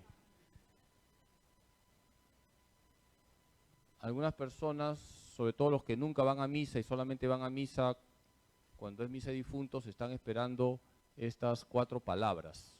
Pueden ir en paz. Pueden ir en paz. Demos gracias a Dios. He puesto Dios con negrita a propósito. ¿Por qué? Porque muchos dicen, demos gracias al Señor. Está establecido, demos gracias a Dios. No cambiemos, por favor, las rúbricas. Pueden ir en paz. Demos gracias a Dios. Dios, Padre, Hijo, Espíritu Santo. Tiene su sentido. Dios es Padre, Hijo, Espíritu Santo. Señor se refiere a Jesús, por lo general. ¿Cuál es el último gesto del sacerdote? El beso al altar. ¿Qué representa el altar? A Cristo. Jesucristo es sacerdote, víctima y altar. Luego en la Santa Misa estamos llamados a hacer una hostia viva, santa, agradable a Dios, dice Romanos 12:1. ¿Qué dice Romanos 12:1? ¿Qué tenemos que ser? Hostia viva, santa, agradable a Dios. Aquí tenemos la tabla resumen. Podría haberles ahorrado 1:30 de charla, mostrando solo las tablas, pero había que hablar alguito. En el ofertorio le ofreces al Señor todo tu ser. En el prefacio le das gracias al Señor porque es justo y necesario. En la epíclesis te unes al Espíritu Santo que viene. En la consagración adoras a Jesús Eucaristía. En la anamnesis vives el misterio pascual. En las intercesiones vives la comunión de los santos. Estás en comunión con el cielo, con el purgatorio y también con tus hermanos que caminan contigo en este mundo. En la doxología das gloria al Padre por Cristo, con Cristo y en Cristo. ¿Están tomando fotos? Que no salga la mosquita que está acá. En el Padre Nuestro tomas conciencia de que eres hijo de Dios. En el rito de la paz tomas conciencia que tienes que ser una persona de paz. En la fracción del pan reconoces a Jesús como único Salvador. Él es el Cordero que quita el pecado del mundo. En la comunión recibes a Jesús Eucaristía con las debidas condiciones y haces tu acción de gracias. En la bendición final acoges con fe la bendición del Señor y luego de la misa, ¿qué haces? Eres Cristo para los demás. Luego de la misa tenemos que ser Cristo para los demás. Por eso, decían los santos, hay que vivir la misa luego de la misa. Hay que vivir la misa luego de la misa. Muy bien, pues entonces ahora el grupo de Pastoral de Liturgia ha preparado unos chicharrones, tamales para repartirles y vamos a aprovechar estos minutos para que ustedes entreguen sus preguntas, ya, entreguen sus preguntas y también vamos a hacer el sorteo de una vez mientras van haciendo sus preguntas. Aquí tenemos una mística que me va a ayudar a recoger las cosas. Esto es lo que vamos a sortear hoy día.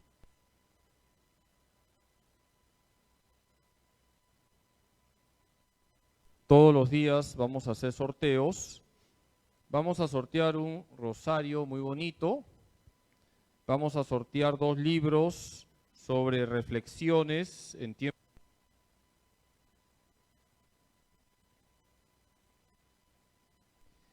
Este libro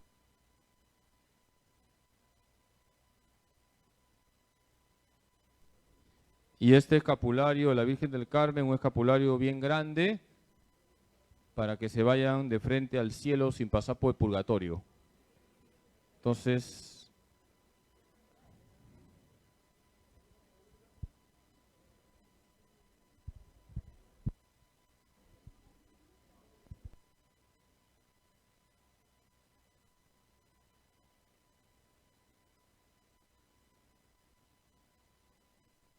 están repartiendo un emoliente con una gotita de pisco para que se calienten. Bien, entonces vamos a hacer el sorteo.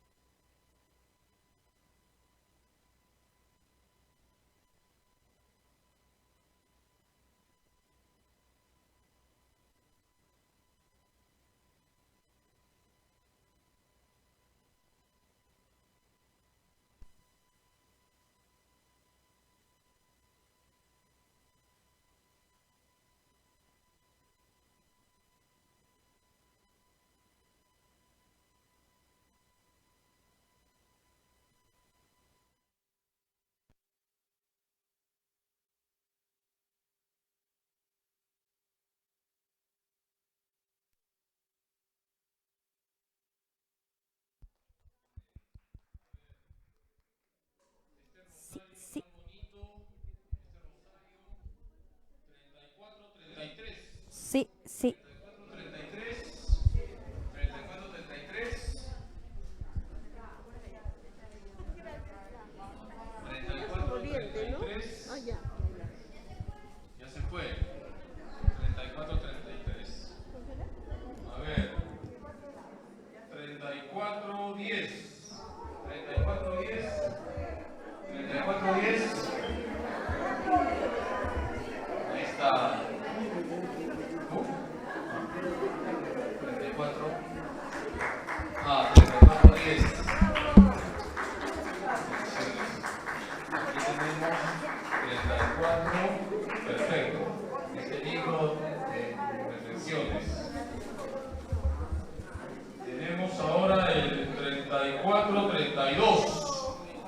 34, 32. 34, 32. 34, 32. El 34, 2 al 34, 32. Aquí está nuestra hermana de Turquía. Muy bien, hermana. Bendiciones.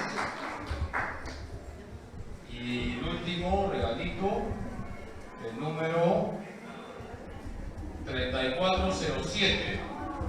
3407. Don Carlos. No hay Carlos Mario.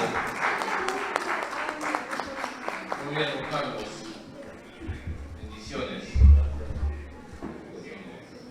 Muy bien, entonces vamos a responder brevemente las preguntas para terminar. Dice, ¿por qué no se dice amén cuando se reza el Padre Nuestro dentro de la misa? Porque ya se ha dicho amén en la doxología, ese amén es el amén con mayúsculas, y además se va a decir amén cuando se reciba la comunión. Sobre las misas gregorianas, por favor, un comentario. A ver, ¿qué son las misas gregorianas? Esto nos lleva a San Gregorio Magno. ¿Qué pasó en la vida de San Gregorio Magno? Murió un monje, el monje Justo, y Gregorio Magno tuvo un sueño, contempló al monje Justo con su hábito sucio. El monje Justo era benedictino, los benedictinos tienen hábitos blancos. Entonces se murió el monje Justo, así se llamaba, Justo, y Gregorio Magno tuvo un sueño donde lo contempló al monje con un vestido sucio. Entonces entendió que su amigo o este compañero estaba en el purgatorio. ¿Y qué hizo San Gregorio Magno? Comenzó a ofrecer todos los días una misa por el monje Justo. Celebró 30 misas. Y luego de celebrar 30 misas, tuvo otra visión donde contempló al monje Justo con el hábito totalmente blanco, con lo cual él entendió que ya había ido del purgatorio al cielo. De ahí viene la costumbre de las misas gregorianas, ¿ya? 30 misas por un difunto. Una breve opinión sobre la misa tridentina. A ver, la misa tridentina ha estado vigente hasta el Concilio Vaticano II. En el Concilio Vaticano II se hizo la reforma litúrgica y apareció el misal de Pablo VI, que es el que nosotros utilizamos. La misa tridentina es muy solemne, se hacen bastantes gestos, bastantes ritos hay dentro de esta misa, no es fácil seguirla, además es en latín, y según la última disposición del Santo Padre, para celebrar la misa tridentina se necesita un permiso especial del obispo del lugar, no es por tanto la celebración en su forma ordinaria, es algo extraordinario y con el permiso del obispo del lugar. Benedicto XVI facilitó la celebración de la misa tridentina. Ahora ha habido una restricción al respecto, ¿no? Las razones las tendrá el Santo Padre, ¿ya? Aquí preguntan sobre los ciclos ABC. ¿En qué tiempo se toca el Evangelio de San Juan? Buena pregunta. Se ve que esta persona ha estado atenta. Los ciclos que hay en las lecturas del Evangelio de los domingos son 3, ¿se acuerdan, no? A, B, C. ¿Qué ciclo estamos? C. A es Evangelio según San Mateo. B según San Marcos. y C según San. La pregunta es, ¿y San Juan? San Juan se proclama en tiempo de Pascua. Todo el tiempo de Pascua, ¿ya? ¿Cuántos días dura la Pascua? 40, 50. ¿Cuántos días dura la Pascua? Entonces, durante la Pascua, siempre el Evangelio es San Juan. ¿De acuerdo? ¿Qué hacer si vemos que alguien no consume el cuerpo de Dios? A ver, si una persona ve que se ha llevado a alguien la Eucaristía en la mano, se la está llevando, tiene la obligación de detener a esa persona. Y el primer responsable es el sacerdote, ¿ah? El primer responsable es el sacerdote. El sacerdote que da la mano tiene que verificar que se comulgue delante. Señor, comulgue delante. Señora, comulgue delante. No puede llevarse la forma, porque desgraciadamente se han dado casos de profanación. Ese es el riesgo de la comunión en la mano. Por eso lo mejor es comulgar de rodillas y en la.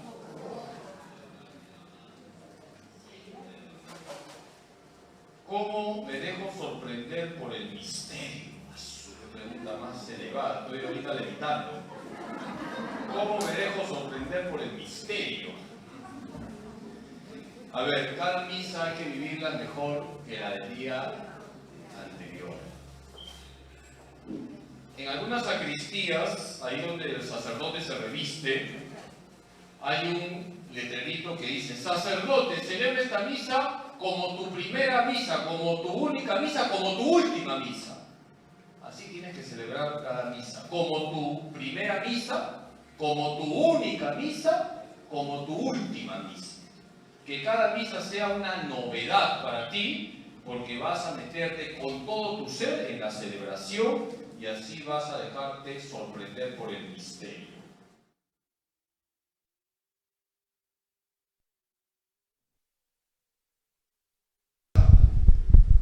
Es importante la participación de todos, por supuesto. Los acólitos tienen una función importante en la Santa Misa, están cerca del altar. Y fíjese cuántas vocaciones a la vida sacerdotal ha surgido de los monaguillos, de los acólitos.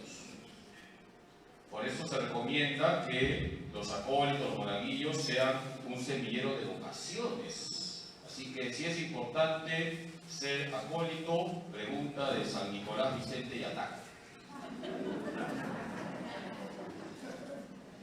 Arzobispo de Tangamandapio.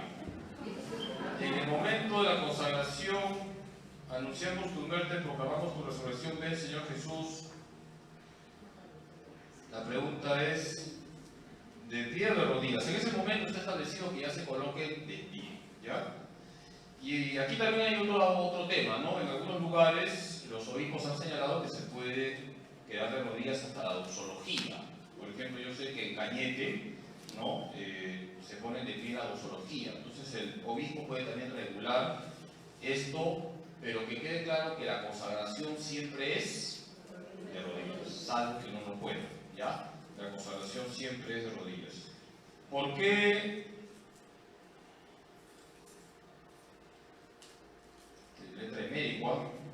¿Por qué en los ciclos no se lee el Evangelio según San Juan? Ya lo expliqué, ¿no? ¿Por qué? Porque en Pascua se proclama siempre el Evangelio según San Juan. El problema no es la letra, sino que está oscura, ¿sabes? Dice, ¿qué pasa si una persona sale sin la bendición final de la Santa Misa? Se está perdiendo una parte importante de la misa, porque en la misa todo es importante. Entonces habría que preguntarse por qué sale antes de la bendición. Si se ha hecho costumbre, es una mala costumbre y está manifestando poco amor a Dios, porque yo quiero terminar la misa con la bendición del Señor. Entonces vivamos bien todas las partes de la misa, cada gesto, cada palabra, cada acto que se da en la misa tiene su sentido, ¿ya? Y qué bonito es recibir la bendición final. Por motivos de trabajo o motivos que salen de nuestras manos, llegamos tarde a misa, antes del Evangelio o después del Evangelio. en la misa diaria, con la excepción del domingo y solemnidades. ¿Puedo comulgar habiendo leído la lectura o el evangelio antes?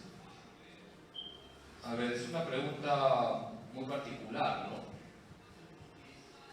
Lo normal y lo que tiene que ser es vivir bien la misa de principio a final. Ya les he dicho, ¿cuándo empieza la misa? 15 minutos antes de la misa.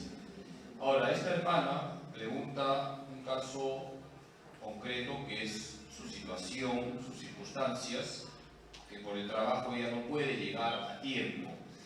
Entonces, en este caso, habría que hacer una excepción, pero yo le diría que no se acostumbre a esta situación, que no se acostumbre.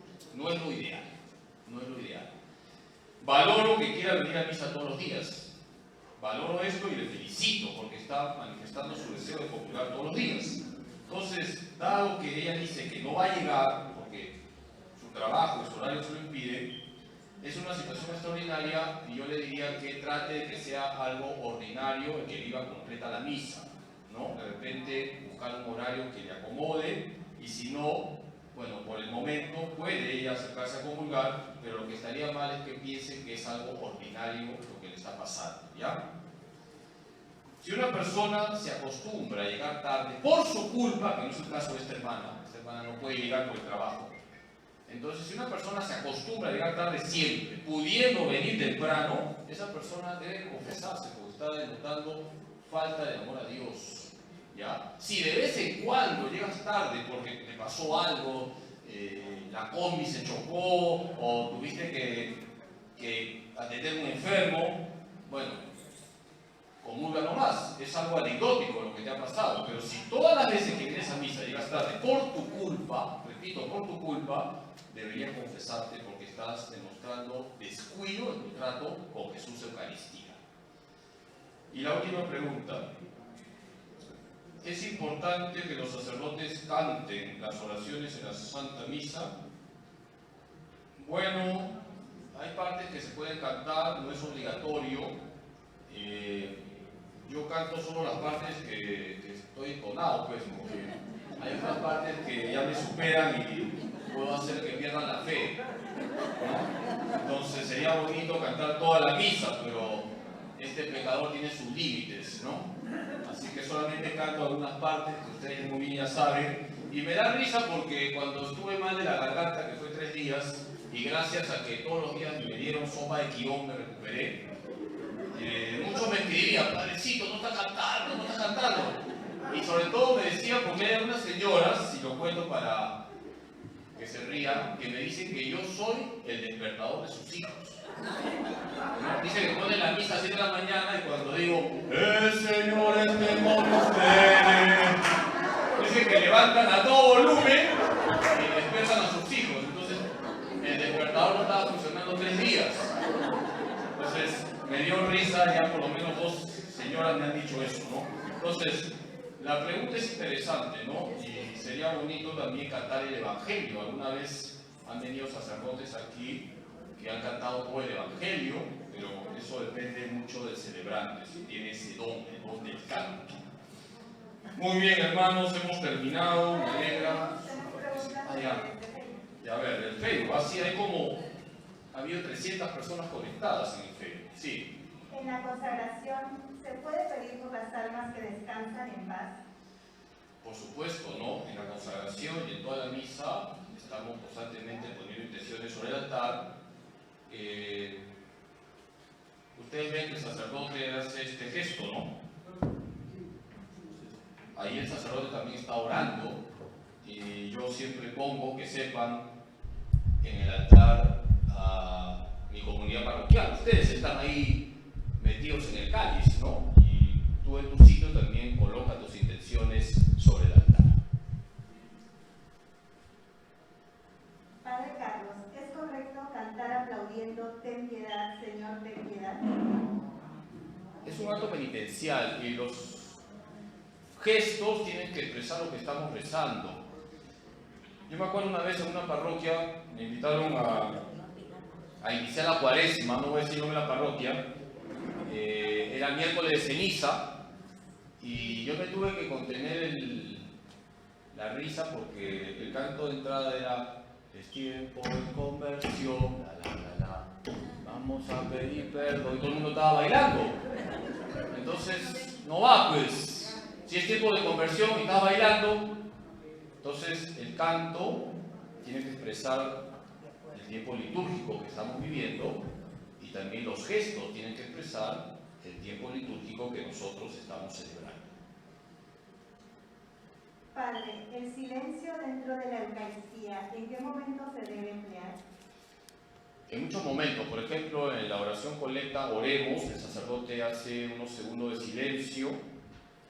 Antes lo ha hecho en el acto penitencial. Hermanos, para celebrar dignamente estos sagrados misterios, reconozcamos nuestros pecados, hacer una pausa.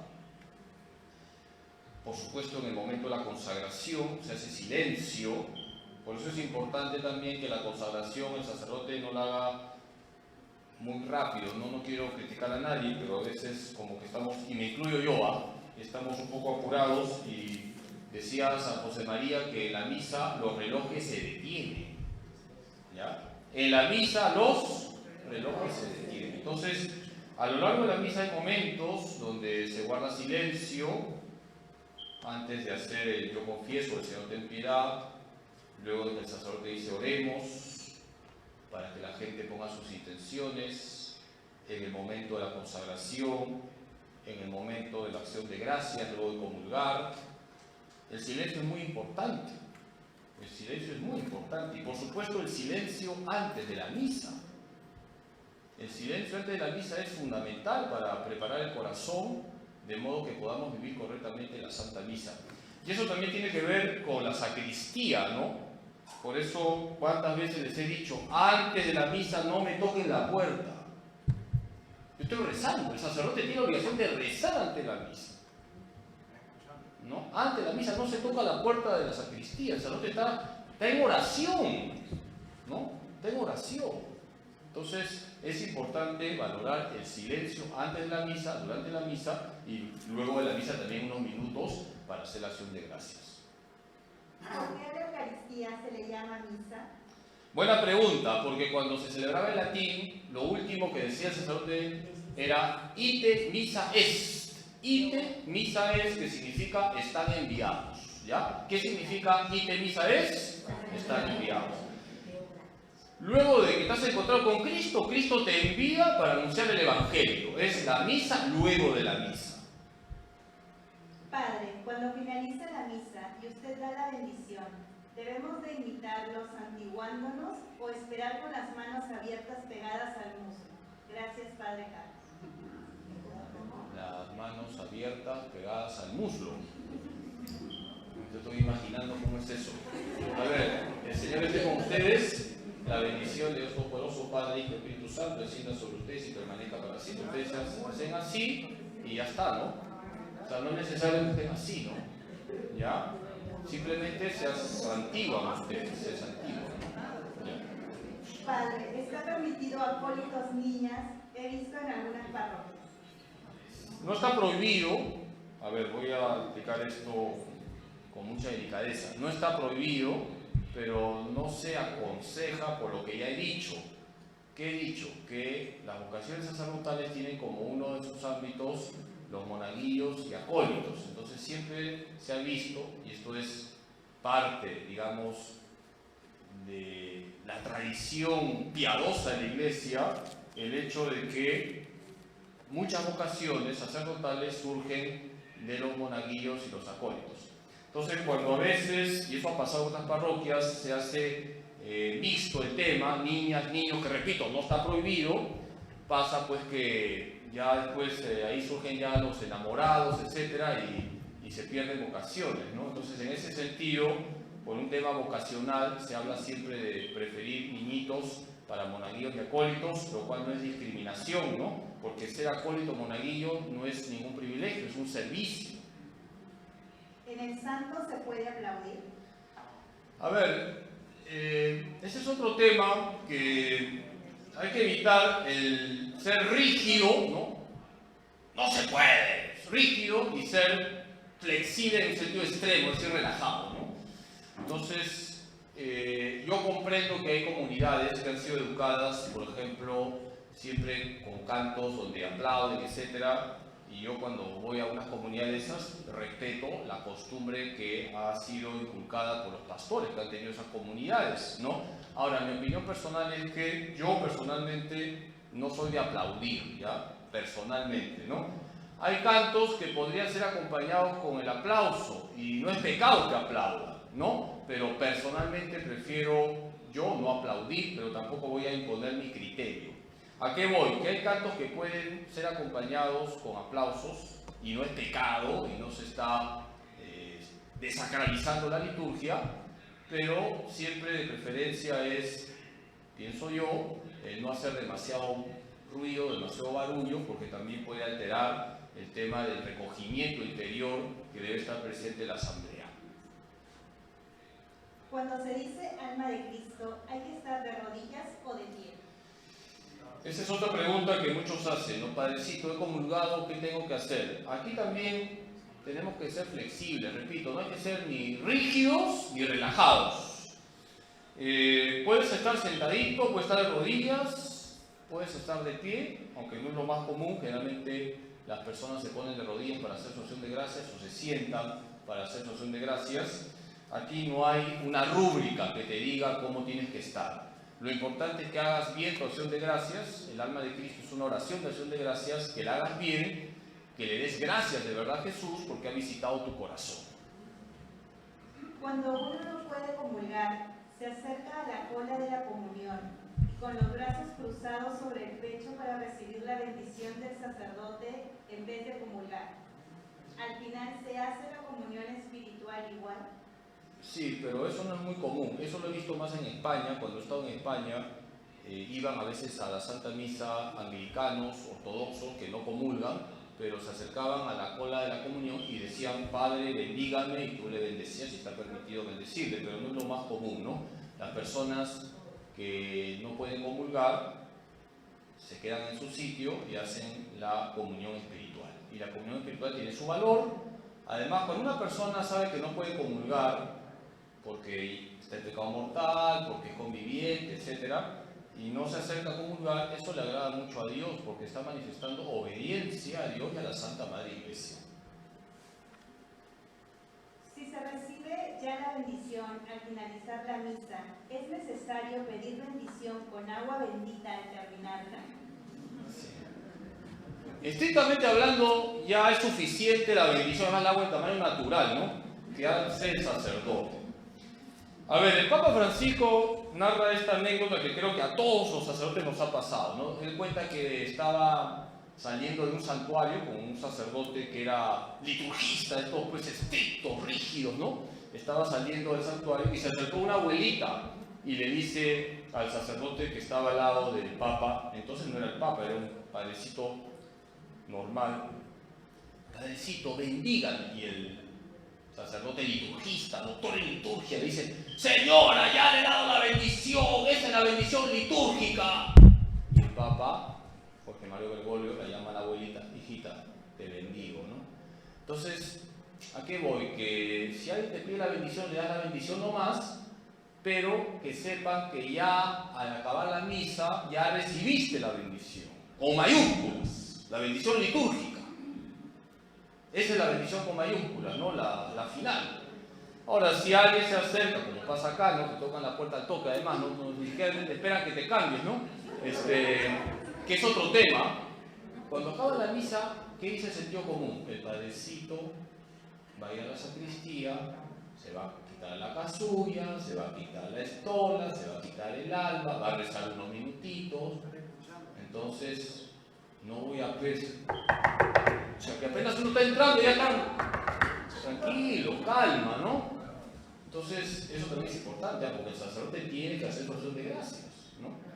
Bueno, la mayoría que tocan la puerta de la sacristía, padrecito, bendición, por supuesto que se le da la bendición. Y el agua bendita también, 5 cilindros de agua bendita te echo.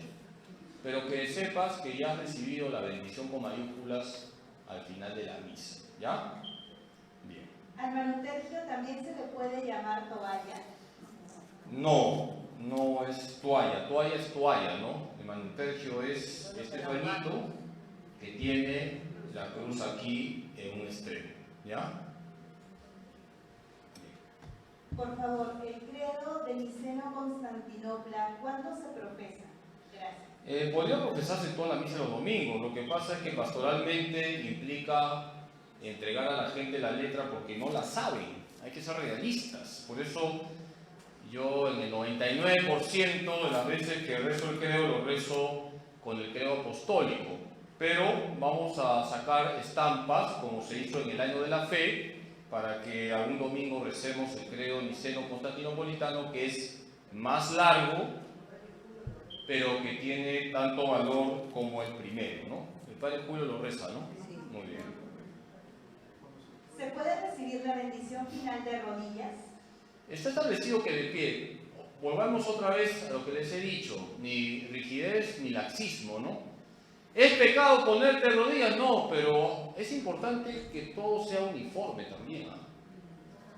Es importante que todo sea uniforme, y lo que dice es de pie. Al final, en lo que se llama la ordenación del misal romano, que son las explicaciones de las rúbricas, dice: la asamblea recibe de pie la bendición, ¿no? Está establecido, ¿no? Entonces es importante que haya también uniformidad en las posturas, ¿no? Para mostrar la unidad también en la celebración. ¿Cuántos golpes de pecho nos debemos dar? Uno, antes nos dábamos 3. A ver, por mi culpa, por mi culpa, por mi gran culpa, ¿no? ¿Cuántos son? 3, ¿no? Y fuerte hay que darse, ¿ah? No, así no es más suave.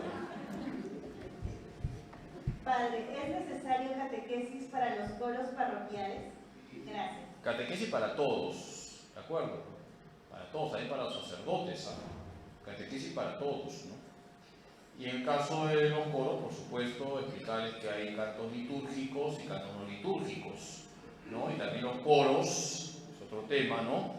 Tienen que participar de la misa. A veces ocurre, sobre todo matrimonios, que vienen coros y se ve que no están participando en la misa, están desconectados, solamente se conectan para cantar, y eso no está bien, tienen que participar en toda la Santa Misa. Hay que evangelizar también a los coros.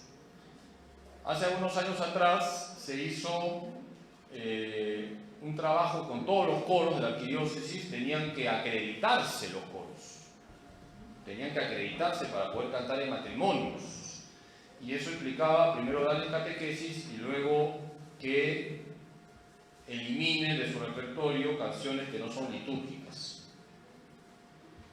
La canción de comunión acaba cuando comulga el último feligrés.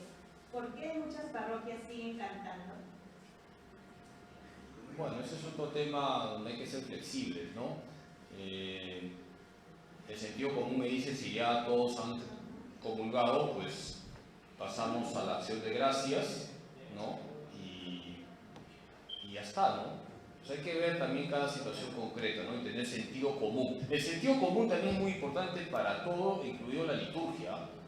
El sentido común es muy importante, ¿no? Por ejemplo, ¿no? Yo veo que una persona no puede ponerse de rodillas porque está operada, ¿no? Y yo veo en la consagración que es la única que está de pie, no decir de rodillas, ¿no? Que no puede, pues. Sentido común, ¿no? Entonces el sentido común también es importante para la liturgia. Y la última pregunta: ¿puede el sacerdote llamar la atención a algún feligrés en la misa? Sí, pero no es lo ideal, pero hay que llamar la atención si ya es algo exagerado. Por ejemplo, y también yo les pido su colaboración, ¿no? Por ejemplo, a ver, si tú ves a alguien que tiene sombrero, acércate y dile: hermano, quítate el sombrero, porque se ve feo. A ver, el de allá que se quita el sombrero. No, pues si tú te acercas te das cuenta. Por ejemplo, está masticando chicle, acércate y dile: oye, hermano, hermana, ya sácate el chicle, estamos en la iglesia. Entonces, ustedes tienen que ayudar al sacerdote, si no, vamos a estar a cada rato llamando la atención, y se ve horrible que el sacerdote esté llamando la atención a cada rato, ¿no? Entonces, ves a alguien con sombrero, hermano, quítate el sombrero. Ves a alguien conversando. Por ejemplo, el día de ayer, yo estaba confesando a la misa de 5 de la tarde, y 3 veces sentí que el Padre Julio, como que unos minutos se quedó en silencio, y se ha desmayado, casi salgo. No, ahora me dice el acólito que el padre vio que en el fondo habían unos chicos conversando. Les llamó la atención 3 veces y seguían conversando. ¿Qué? ¿No hay nadie alrededor que le haya dicho a esos chicos, oye, salgan afuera? El padre tiene que estar llamando la atención, no pues, ¿no? Ustedes también tienen que colaborar, ¿ya? Bonito, pero estoy diciendo que le metas un cabezazo. Bonito, hermano. Por favor, silencio. Hermano, quítate la gorra, hermano, no estés con chicle. Hermano, oye, guarda tu celular. Acá todo el sacerdote no va a estar llamando la atención, pues, ¿no? Tiene que estar concentrado en lo que está haciendo, en el misterio que está celebrando. Yo he llamado la atención una vez en una ciudad que entró con un perro. Tal cual, ¿eh? Entró con un perro. Tuve que parar la celebración y gracias al mucho sudario, tengo que reconocer, él se acercó y la sacó a la señora. ¿No? La sacó. ¿Ya? Una misa de 10 de la mañana. Entonces, y había gente, ¿ah? Y todos mirando, nadie se acerca. Acércate, hermanita, tu perrito afuera, al parque de la amistad. Acá no. ¿Ya?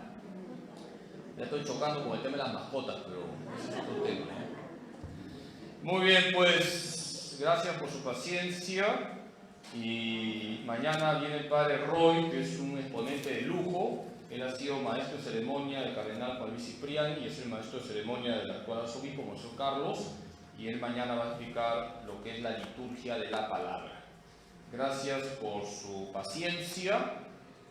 Valoro su presencia aquí. Y vamos a terminar con la oración. En el nombre del Padre, del Hijo y del Espíritu Santo. Gracias, Señor, por este momento de formación. Ayúdanos, Jesús, a celebrar siempre la Santa Misa con fe, piedad y mucho amor. Nosotros creemos que estás realmente presente en la Eucaristía y queremos adorarte con todas las fuerzas de nuestro corazón. Gloria al Padre, y al Hijo, y al Espíritu Santo. Siempre por los siglos de los siglos. Amén. El Señor esté con ustedes. La bendición de Dios Todopoderoso, Padre, Hijo y Espíritu Santo, descienda sobre ustedes y permanezca para siempre. Amén. Pueden ir en paz. Muy buenas noches. Ánimo en Cristo Jesús. Bendiciones.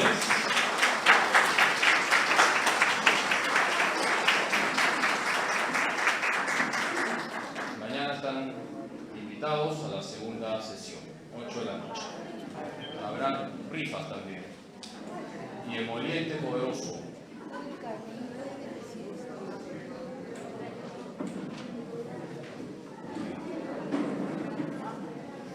Una pregunta que le voy a preguntar.